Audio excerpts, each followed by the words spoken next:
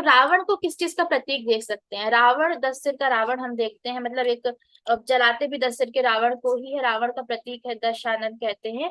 तो इसको हम मान सकते हैं, अगर इसको देखें तो उसके अंदर था अहंकार, प्रपंच, स्वार्थ, वासना।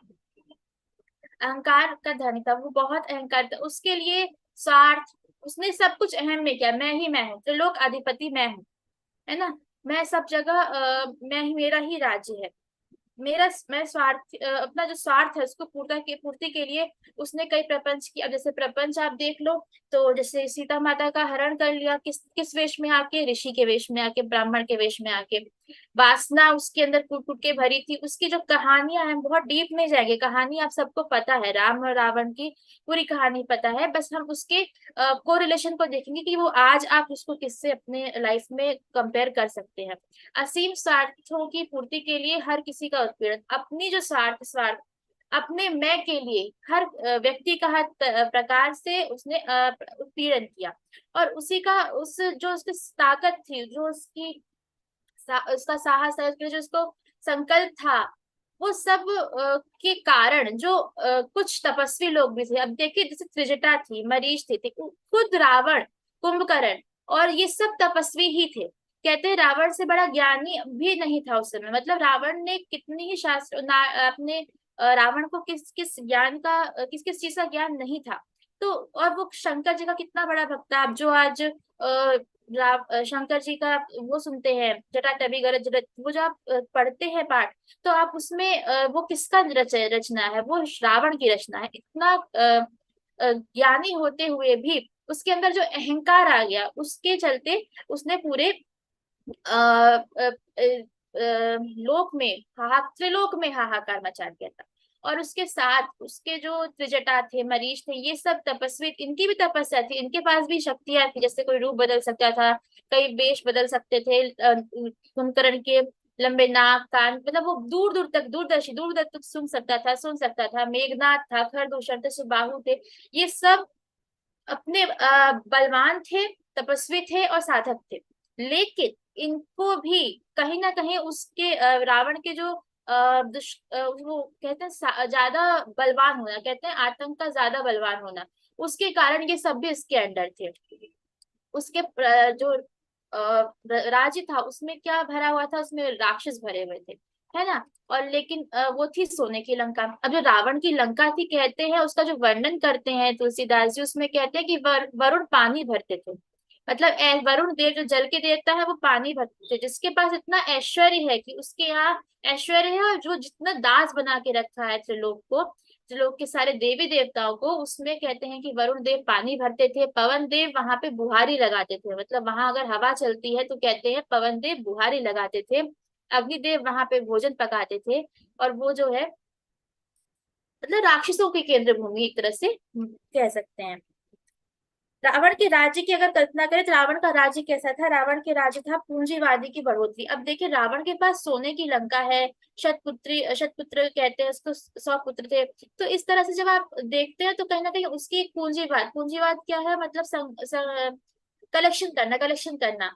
तो उसको आ, अपने उसने मतलब अपने आने वाले कल के लिए कलेक्शन, पूंजी इकट्ठी करना। और जब वो इकट्ठा कर रहा है, एकत्रित कर रहा है, पूंजीवादी सोच को बढ़ा रहा है, तो वहां पे जो साधारण जनता है वो जर्जर दुखी, मतलब उसको प्रताड़ना होती जा रही है। तो ये कल्पना रावण के राज्य की गई। रावण राज्य का अगर आज देखें तो आज का जो वर्तमान स्वरूप है, उसमें विवेक जन्य आना चाहिए। मतलब अगर कंपेयर करें तो आज भी ऐसा ही कुछ ना कुछ रावण राज्य चल रहा है, जैसे कि लोग विवेक खो के अपना कार्य कर रहे हैं, उनके पास मतलब वो विवेक है बट वो उसका यूज नहीं करते, और उसको ऐसे आचार विचार करते हैं जो, जैसे कि आप आज देख लीजिए, भ्रष्टाचार की बात कर लीजिए, या आप बात कर लीजिए आज आतंकवाद की बात कर लीजिए, और उसके अलावा आपने देखा है दुष्कर्म हो रहे हैं। जो विवेक है, उसको, इंसान के पास विवेक है, उसके पास कैपेबिलिटी है, बट वो उसका यूज नहीं करता। तो ऐसे आचार विचार वो कर रहा है। और जो व्यक्ति, जो लोग चाह भी रहे हैं कि वो उसमें ना इन्वॉल्व हो, उनको भी इसमें इन्वॉल्व होना पड़ता है, क्योंकि कहीं ना कहीं वो उसका जो साम्राज्य है वो बहुत फैल चुका है। नतमस्तक होना पड़ता है। बौद्धिक विकृति का रूप जनमानस सम्मोहित और आतंकित, मतलब हर व्यक्ति आज इस कुकर्मों से मतलब अछूता नहीं रहा है उसको, उसके उस चीज के अंडर पे आना पड़ता है, उससे इफेक्ट होता ही है, स्वतंत्र विवेक लुप्त हो गया है। आजकल टाइम है इन्फ्लुएंसर्स का, आप इन्फ्लुएंस होते हैं, आप यू इंस्टा पे देख लीजिए, आप किसी यूट्यूब पे देख लीजिए, आप सिर्फ इन्फ्लुएंस होना मतलब अपने जिंदगी में आप किसी और के जो उदाहरण है या किसी और ने कुछ किया है या किसी और कोई और कुछ सोचता है उसको ही अपनाना चाहते हैं। यही आपको एक चीज शिशु को देनी है अपने, कि हमें अपने अपने विचार सबकी सुननी है और अपनी सही करनी है, मतलब हम करें वो भी सही करें, तो सब अच्छों की सुननी चाहिए और अपना विवेक खुद जागृत करना चाहिए, है ना। किसी और आप चाहेंगे आपका शिशु किसी के पीछे पीछे चले, मतलब भीड़ में चले कि भीड़ के आगे चले, जिसके पीछे भीड़ चले, तो आप हमेशा चाहेंगे कि आपका शिशु आगे एक लीडर की तरह चले, है ना। तो उसके लिए वही लीडर है या वही आपको इन्फ्लुएंस कर पा रहे हैं, वही यूट्यूबर आप देख रहे हो उन्हीं को देख पा रहे हैं जो खुद के विचार रखना जानते हैं, और वही उनको फॉलो कर रहे हैं जो अपने विचार रख नहीं पाते। तो इसलिए आवश्यक है कि आपका शिशु अगर वो और लोग के लिए प्रेरणा बनना चाहता है, तो उसके लिए आवश्यक है कि वो अपने विचार रखना जाने, अपनी विवेक यूज करना जाने। भावनात्मक, नैतिक और सामाजिक परिस्थितियों का विकराल होना। अब आज आप सब जानते हैं किस तरह से नैतिकता खो गई है। आज वो भावनाएं उस तरह की नहीं रह गई, भाई भाई की भावनाएं वैसी नहीं रह गई, सामाजिक परिस्थितियां उथल पुथल हो चुकी है। इसका उदाहरण आपको कितने ही बार मिल जाता है, तो हम इस पे बहुत चर्चा नहीं करेंगे, लेकिन आपको पता है कि जो समाज का छवि आपने ही अपने टाइम में पहले देखी होगी, कभी अपने समय में कभी पहले आपने अनुभव की होगी कि कितना अच्छा माहौल था, ये सब साथ में रहते थे, वो आज आप अनुभव उतना नहीं कर पाते। अब देखिए आज सबका उद्देश्य क्या है, सोने की नगरी लंका सबका लक्ष्य बन गया, मतलब ऐश्वर्य। अगर हम सोने की नगरी, सोने की लंका को माने, तो वो हमारे लिए ऐश्वर्य का प्रतीक है, सबको ऐश्वर्य चाहिए, विलासिता चाहिए, तो ये उनका लक्ष्य बन गया है। और इसके लिए प्रकाश का उपहास करने वाले लोग हैं। लोग आजकल कैसे हैं, अच्छाई दिखेगी भी लोगों में तो लोग उसका उपहास करते हैं, मतलब ये अच्छा है, बहुत दिन नहीं चलेगा, इसको भी हमारे जैसा बनना पड़ेगा, इसको भी बुरा बनना ही पड़ेगा, ये इसकी अच्छाई कब तक चलेगी। लोग यही सोचते हैं। आप कुछ अच्छा कर रहे हैं और आप मतलब आप पीछे रह जा रहे हैं या कुछ कर रहे हैं, तो लोग सामने वाला ये कहेगा कि इसकी अच्छाई कब तक चलेगी, ये नहीं चलेगा, और कहीं ना कहीं हम उसकी तरह नहीं बनते, लेकिन उसको अपनी तरह बना लेते हैं। तो एक तरह से इसका अर्थ ये भी ले सकते हैं। और दूसरा अगर हम देखें तो आज जो निशाचर की सेना चल रही है, अंधकार में सुख संतोष मना रहे हैं, मतलब अगर हम पार्टी करते हैं, नॉर्मल एग्जांपल, एक फिजिकल भौतिकवाद का एग्जांपल ले लूं, तो अगर हम पार्टी करते हैं तो हम खुश उत्सव मना रहे हैं, पार्टी कर रहे हैं, वो किस में कर रहे हैं, रात में कर रहे हैं, 12-1-2 बजे हमारी पार्टीज हो रही हैं, 12-1-2 हम गेट टुगेदर कर रहे हैं, लेकिन कितने बजे तक, 1-2 बजे तक हमारा गेट टुगेदर चल रहा है, विवाह हमारे रात में हो रहे हैं। और इस तरह हम जो सुख मना रहे हैं वो कब मना रहे हैं, अंधकार में। इसका एक चिन्ह हम ये ले सकते हैं कि निशाचर, निशाचर राक्षसों को कहते थे, और निशाचर का अर्थ होता है रात में चलने वाले, रात में चरण करने वाले, रात में चलने वाले, मतलब हम अपनी जो हमने अंधकार को अपना मित्र बना लिया, अंधकार में अपना जीवन जीना शुरू कर दिया। और यही अगर हम मानसिक रूप से देखें तो हमने प्रकाश को ढूंढना बंद कर दिया, हमने अच्छी चीजों को, अपने आसपास की अच्छी चीजों को ढूंढना बंद कर दिया है, और अंधकार में दुख में ही जीना पसंद करते हैं, और दुख को ही अपना आनंद बना लिया है। आजकल डिप्रेशन एक वो चल गया, ट्रेंड चल गया है, कि अगर सामने वाला कहता है मैं डिप्रेशन में हूँ, दूसरा वाला कहेगा कि हाँ मैं भी डिप्रेशन में हूँ, और वो तीसरा आएगा कहेगा हाँ मुझे भी डिप्रेशन है, मतलब सबको डिप्रेशन हो रहा है और सबको उसमें आनंद आ रहा है बताने में कि हाँ ये, और डिप्रेशन है नहीं उनको, उनने एक शब्द बना लिया है कि हाँ ये तो एक बीमारी है मुझे, और क्यों नहीं हो सकती, होती है, सबको होती है, और मुझे भी है, लोग मेरा समझे। लेकिन आप ये समझिए कि आप इस चीज को, नेगेटिविटी को ले लेके आप उसको बर्बाद कर रहे हैं, अपने आप को खत्म कर रहे हैं। हम जब इस बात पे, मैं एक बात और ये ऐड करूंगी, जो हमारे ग्रुप्स चलते हैं इसके बाद, जब आप लोग प्रेगनेंसी के बाद जब जाते हैं शिशु के विकास ग्रुप में, जब वहां पे माताएं चर्चा करती है, तो फिर वहां पे चर्चा खुली होती है, मतलब वहां पे ग्रुप खुले हैं, आपके ये वाले ग्रुप ओपन नहीं है सबके लिए, वहां पे सब माताएं बातें करती हैं। तो वहां पे एक बात अक्सर होती है कि हमारे घर में सपोर्ट नहीं होता, हमारे ये में नहीं हो रहा, हमारे यहाँ घर में काम करवाते हैं। ठीक है वो बातें हैं, लेकिन आप उस नेगेटिविटी में इतना रह रही हैं कि आप उससे निकलना नहीं चाह रही। एक बोलता है, दूसरी बोलती है हमारे यहाँ भी यही है, तीसरी बोलती है हमारे यहाँ भी यही है, ऐसे करके सब लोग ने एक चेन बना ली है। और जब हम उस लिंक को खोलते हैं तो हमें कम से कम 14-15 मैसेज एक लाइन से दिखते हैं कि हाँ, सबको ये, कोई ये नहीं कहता कि कोई बात नहीं, आप हमसे शेयर कर लो, लेकिन आप अपना टाइम को, शिशु को उतना टाइम दो, आप इतना डिप्रेस मत हो। कोई कोई कहीं पॉजिटिव की बात नहीं करता। तो ये जरूरी है आपको, हम मानते हैं कि आपको पोस्टमार्टम डिप्रेशन होता है, इसकी हमने क्लास भी ली रखी, यहाँ पे क्लास हुई है, बट फिर भी डिप्रेशन से निकलना आपको है, अंधकार से, अंधकार को हटाना आप ही को है।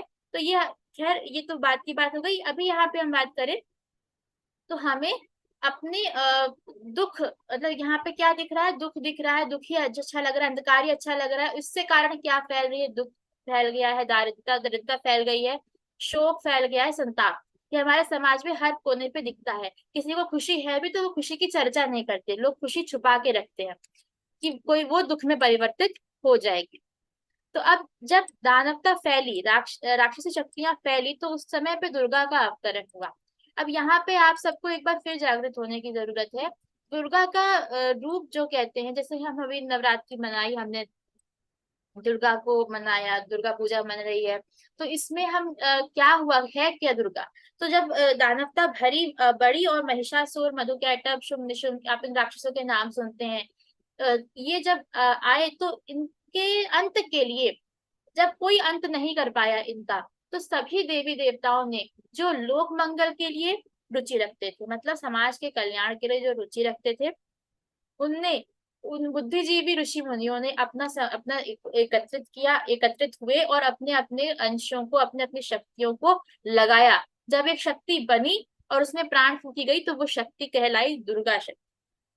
दुर्गा का अवतरण हुआ, जिसने खत्म किसका किया, संहार किसका किया, महिषासुर का, जिसको हम अहंकार का प्रतीक मान सकते हैं, मधुकैटभ का, जिसको हम लोभ का प्रतीक मान सकते हैं, और शुंभ निशुंभ जो कि व्यामोह का प्रतीक हम मान सकते हैं। ऐसे राक्षसों को मतलब राक्षस भी कहीं ना कहीं एक प्रतीक, किसी किसी चीज का प्रतीक हमारे ग्रंथों में रहे हैं, और ये इसका अंत किया। अब जब ये महादुर्गा ने इन सब का अंत किया, उसके बाद जो इनकी रक्त बूंदों को एकत्रित किया गया, इस रक्त बूंदों को एकत्रित करके एक घड़े में बढ़कर गाड़ दिया गया।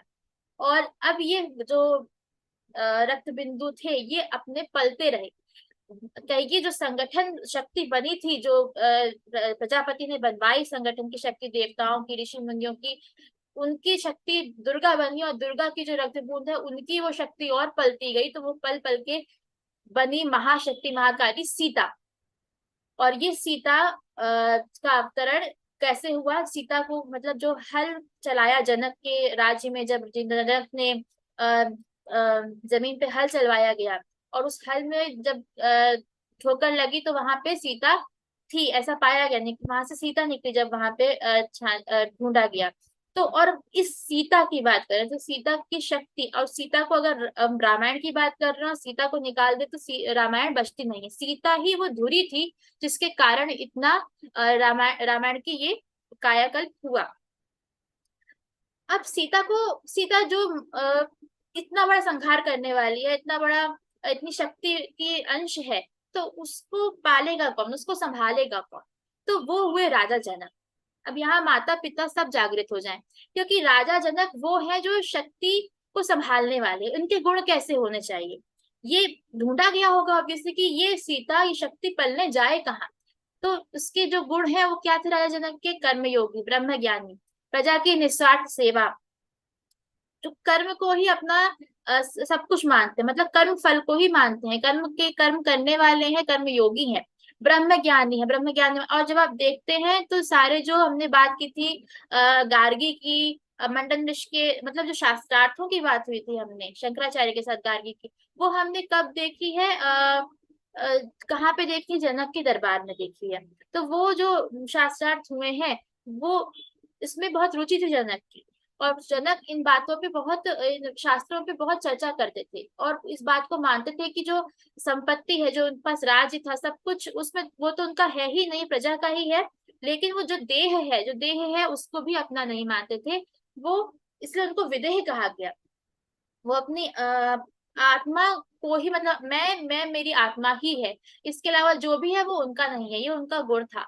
इसीलिए उनको चुना गया महाक्रांति के सफल संचालक के रूप में, पोषक के रूप में, और वही उनके सीता के पिता प्रणेता बनने के अधिकारी थे।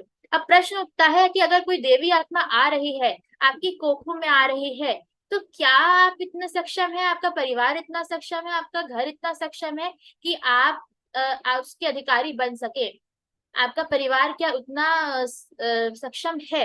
तो यहाँ पे ये प्रश्न उठता है। अभी मैं कुछ दिन पहले एक वीडियो देख रही थी जिसमें किसी प्रवचन में आ, एक पिता पुत्र और माता आई है, और उसमें पिता बच्चा बोलता है कि माता दोनों जो है बहुत गाली देते हैं, भगवान को गाली देते हैं, संतों को गाली देते हैं, और इसको गाली देते हैं, मैं क्या करूं, मतलब ये मानते नहीं है। और जो पिता है वो शराब पीते हैं, और बच्चा दुखी होके बोल रहा है, बहुत संत आत्मा सा लग रहा है, सीधा बच्चा है। और वो कहता है, और कोई ड्रामा सा लगता है जो ना, वो ड्रामा नहीं लग रहा था उसपे। तो मैं आपको बताऊं कि वो कह रहा है कि माँ मांस खाती रहती है, मुर्गी रोती रहती है और उसे काटती है, मुझे बिल्कुल अच्छा लगता है, वो पालती है और वो मुर्गी खाती है, पापा शराब पी पी के आते हैं और मुझे कोई पूजा करने नहीं देता। और पिता से पूछा गया तो पिता कहता है ये 4 4 घंटे मंदिर में बैठा रहता है। मान लीजिए कि ऐसे कोई सिद्धात्मा आपके यहाँ आ भी गई, तो क्या आपका घर इस चीज के लिए तैयार है? ये प्रश्न आपके सामने उठना चाहिए।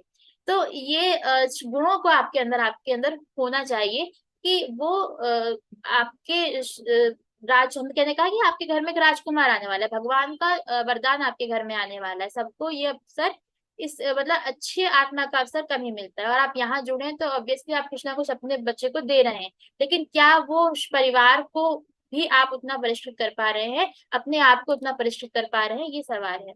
अब इसके बाद आप सबको पता है कि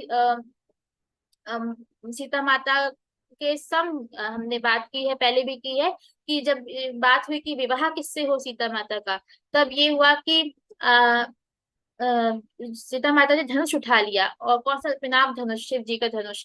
तो जब सबको याद आया कि ये तो महाशक्ति है, इसकी जो विवाह होगा वो इसके समकक्ष तो होना ही चाहिए, इसके समान तो होना ही चाहिए, क्योंकि साथ में क्या करना है, असुरता का संहार करना है। अब इसके लिए ये एक श्लोक आता है जो कि रामायण में आता है कि यो माम जयति संग्रामे, यो मेम दर्पो व्योमो हतिम, यो मे विजयते लोके समे भरता भविष्यति। अर्थात जो मुझे संग्राम में जीते, जो मेरा दर्प संभाले, जो विजयी बनने की क्षमता रखे, वही मेरा पति होगा। हम कहते हैं ना कि क्यों किसी और के आदेशों पे हुआ सीता का विवाह, क्यों ये ऐसा स्वयंवर, कैसी शर्तें, शर्तें नहीं थी, ये तो शक्ति का मिलन ही उससे हो सकता है, आपसे कोई बलशाली ही हो सकता है जो आपसे विवाह करे। तो ये बात उन्हें या तो सम होना चाहिए या तो आपसे अधिक बलशाली होना चाहिए, ये शर्त रखी गई थी, और ये सीता का वचन है जो यहाँ पे वर्णित है।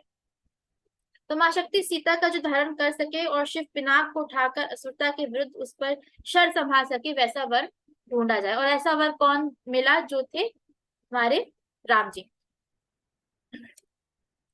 तो राम जी की अगर बात करें तो क्या विवाह हुआ, राम जी से विवाह हुआ, और वहां पे उनका वनवास हुआ। वनवास के बाद कहानी सबको पता है, वनवास के बाद रावण आया और रावण ने सीता माता का अपहरण किया। लेकिन हम कह सकते हैं कि जब सीता का पदार्पण लंका में हुआ तो लंका की काया पलट होना निश्चय था। अगर सीता माध्यम ना बनी होती यहाँ पे, तो रावण को कभी मारने का कोई कारण ना होता। राम जी कभी जाते नहीं रावण को मारने के लिए। तो कहीं ना कहीं एक कारण बनती गई, और सीता की जो कहानी वहां पे आती है कि एक दुर्वा घास रख दी और कहा कि मुझे छू सको तो बताओ, वो जो उनकी शक्ति की बातें आती हैं, वो भी सबको पता है ध्यान से, मतलब अच्छी से पता है कि क्या शक्ति थी उनके अंदर, जिसको कभी रावण छू भी नहीं सका। तो राम की बात करते हैं, तो राम ने यहाँ पे क्या निर्देश दिया। जब सीता का हरण हो गया तो राम ने बोला कि सबको आवाहन किया, धनपतियों को बोला, मतलब जो धनवान थे उनको बोला, उन सबसे गुहार लगाई कि हमें सहायता चाहिए इसके लिए, रावण के वध के लिए।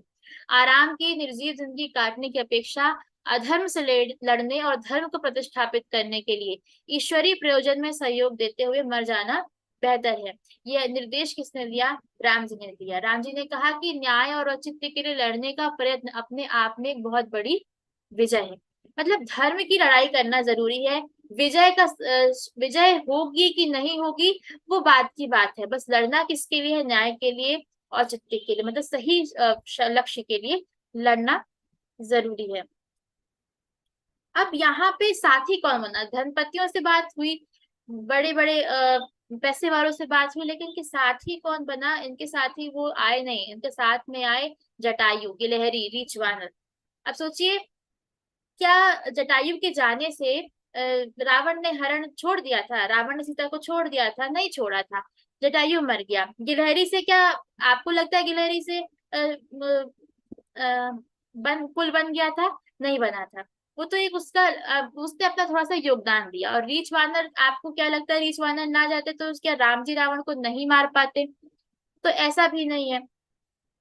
लेकिन इनने समय की, ये जो कहते हैं कि ये जीव जो है ईश्वर की कार को सुन पाए उस समय, तो उनने अगर थोड़ा सा भी हाथ लगा दिया तो आज भी हम जटायु को नहीं भूल सकते, गिद्ध पक्षी को नहीं भूल सकते। गिलहरी आज भी निकलेगी तो हमें उसके हाथ पे फिरी हुई 2 उंगलियां से राम जी याद आएंगे। बंदर निकलता है तो हम कई बार कह देते हैं कि ये तो हनुमान है, हनुमान जी आ गए हैं, प्रणाम कर लेते हैं, या वानर आ गए। तो वो जो शक्ति है वो आज भी, उनकी जाति प्रजातियां अमर हो गई उनके इस कर्म से। तो ये राम के, मतलब कहने का तात्पर्य है कि राम तो रुकने वाले नहीं थे। रावण का वध, ये दानवता का संहार तो होता ही। तात्पर्य है कि साथ में लगा कौन, साथ में किसने हाथ लगाया, है ना? जैसे कि कृष्ण की बात करें, कृष्ण का गोवर्धन उठाए, और कृष्ण के गोवर्धन उठाते समय सिर्फ उंगली का इमेज आप दिखा सकते हैं? नहीं, आपको दिखाना पड़ेगा साथ में लगी हुई लाठियों को भी। आप जब उन लाठी, लेकिन लाठी के बिना भी गोवर्धन उड़ जाता। लेकिन लाठी जिसने लगाई वो आज भी उस छवि, उस उनके साथ दिखते हैं, वो उनके साथ के हकदार होते हैं। सवाल यही है कि क्या हम उसके साथ खड़े होने के लायक हैं कि नहीं। वर्तमान दृष्टिकोण में बात करें तो रावण को हम, रावण के 10 सिर से 10 अवगुणों की बात कर सकते हैं। जैसे कि काम, क्रोध, लोभ, मोह, मद, मत्सर, घृणा, ईर्ष्या, द्वेष और भय। इस पे अभी हम एक ध्यान भी करेंगे कि किस तरह से रावण के गुणों को आपको हटाना है। तो आपको इस बात पे, जब एक्टिविटी अगली अब हमारी आ रही है, बस इस स्लाइड से आ रही है, कि रावण जो है उसके जो 10 सिर हैं, इनके गुणों को आपको नाश करना। हर दशहरा, आप हर दशहरे के साथ संकल्प लो कि आप अपने इस साल अपने आप से इन 10 ऐसी कुछ 10 बुराइयों को नाश तो करेंगे। ये रावण, ये आपको दशहरा देता है। आप आज वर्तमान में देखें तो वानर, रीछ, जटायु, इनको आप कंपेयर कर सकते हैं वर्तमान की हलचल से। छोटे छोटे प्रयास आपको दिखते हैं, ऐसा नहीं अच्छाई खत्म हो गई, अच्छाई है, बट हमें छोटे छोटे प्रयास जो दिखते हैं उनको देखना है, उनकी सहायता करनी है, और खुद भी एक प्रयास बनना है, क्योंकि हमें भी इस परिवर्तन प्रक्रिया में शामिल होना है। और इस तरह से एक जो कर्म आप कर रही हैं वो है नए शिशु को गढ़ने का, है ना? अब यहाँ से आपका सवाल मेरा प्रारंभ होता है कि आज आप तो एक, चलिए, अच्छा काम कर रही हैं, आप भी एक योगदान दे रही हैं, आप एक अच्छा संस्कारी शिशु धरती पे लाएंगी, स्वस्थ संस्कारी शिशु आपके यहाँ से आएगा। तो रावण राज्य हटेगा, रावण राज्य हटेगा तो राम राज्य का आगमन होगा। अब इसमें आपकी क्या भूमिका है? 2 मिनट आप लोग लीजिए और बताइए। ऑब्वियस सी बात है कि राम जी का आना भी, मतलब राम राज्य का आना में माता की भूमिका रहेगी ही रहेगी। राम का आना में माता की भूमिका थी, आपको बताया था एक क्लास में कि राम की जो माता थी उनको भी, उनने भी कभी तपस्या की थी, फिर अवतरण होके फिर राम जी का अवतरण हुआ। मतलब माता का अवतरण पहले हुआ, फिर उनकी तपस्या सिद्ध होके भगवान विष्णु ने उनके कोख में जन्म लिया। अब आप मुझे बताइए कि आप लोग किस तरह से अपने शिशु में ऐसे क्या गुण लाने वाली हैं, आप क्या करने वाली हैं जिससे आपके आपके कोख में या आपके समाज में हम राम राज्य के देख सकते हैं भविष्य में। तो राम राज्य किसी और के हाथ में नहीं है, आप ही के, आपके हाथ में है।